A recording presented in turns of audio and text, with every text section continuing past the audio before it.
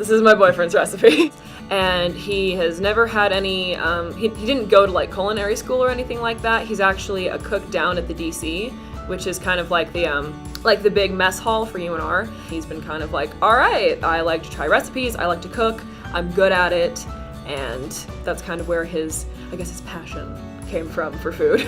He is a seasoning fanatic.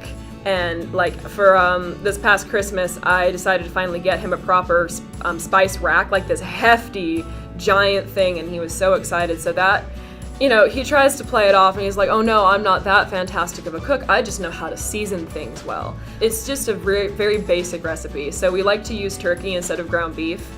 Because we're trying to be healthy on a college diet, and pretty much what he does is he gets this chub of ground turkey and then portions it out into 1 pound serving sizes in like these giant freezer bags.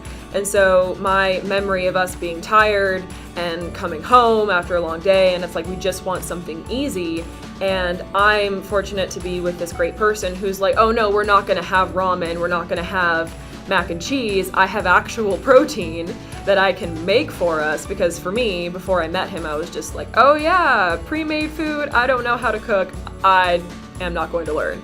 And so it kind of reminds me just how fortunate I am to have this person who's like, of course I'll cook for you. I don't care if we're tired, I like to cook. It's a de-stressing thing for him.